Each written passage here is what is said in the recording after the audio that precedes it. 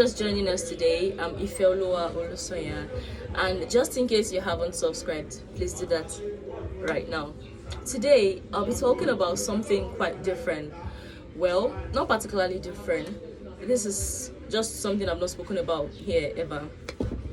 And it is something that is quite rampant amongst us, even when we do not know about it, when we don't realize that it's actually happening.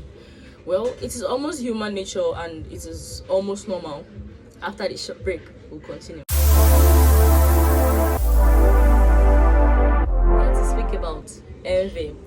What is envy? Envy is a secretly held emotion. If you're envious of someone, it is unlikely that you would admit it to any other person. Well, except someone who might also be envious of that other person and would participate with you in denigrating them. The circumstances in which you might be envious will always involve a social comparison or competition between yourself and another person. Such competitions and comparisons with others are a part of the yardstick by which you measure yourself. It can also be called your self-evaluation. Since envy is triggered only when you come up short, this is part of the reason why it is experienced as such an ugly emotion.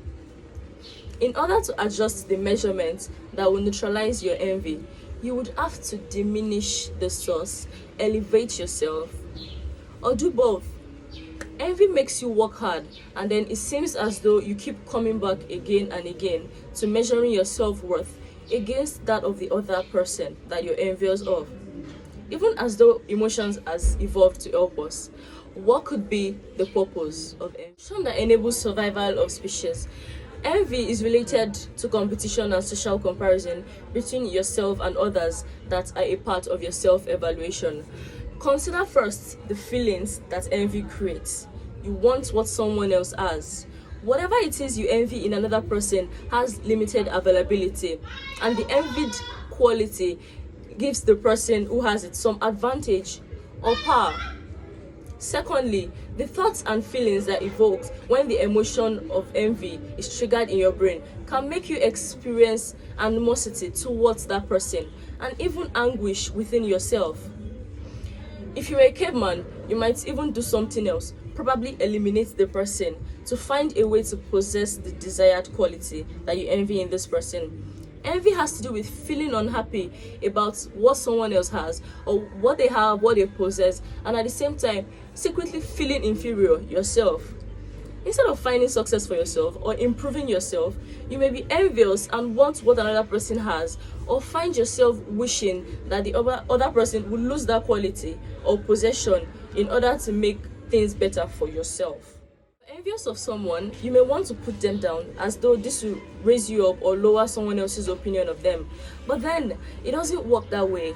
Instead, you may want to consider that you're feeling inferior or not good enough yourself. You really cannot know what another person's life is like. But an envious person will just assume that the other person is happier or feeling better. So in a strange way, when you envy someone, you're actually giving them a compliment, but it is a compliment that can harm you and how you feel about your own self. Your envy doesn't always belong to you.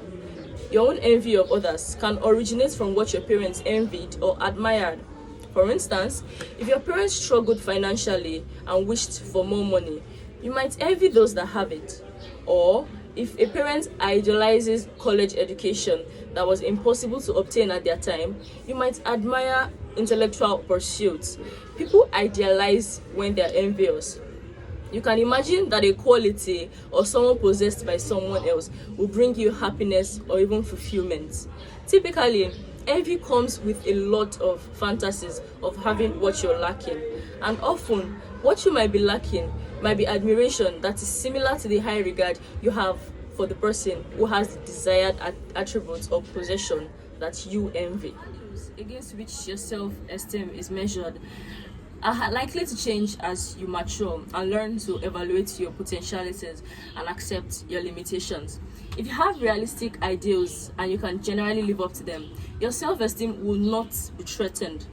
If your ideals are exaggerated and you cannot reach them, your good feelings from successes may be short-lived and you may feel like you're never good enough and would continually envy others.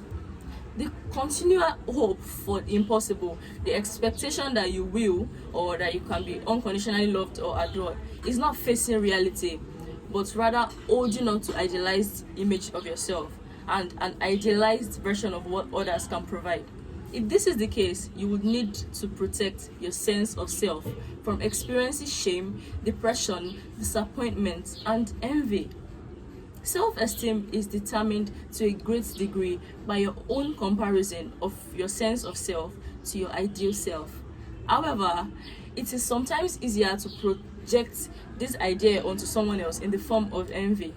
Your ideal self is what you acquire of the best you think should be. And as I said earlier when I began this video, that it is almost natural to feel envious once in a while, but then it is highly harmful to both our self-esteem and our progress as humans. So I would really want us to watch this and take it into consideration in our day-to-day activities, because it is very rampant amongst us, amongst friends, colleagues at work, and even relatives, families. Thank you very much for listening today. Don't forget to hit the like button, subscribe, and share to your family and loved ones. We'll meet again soon.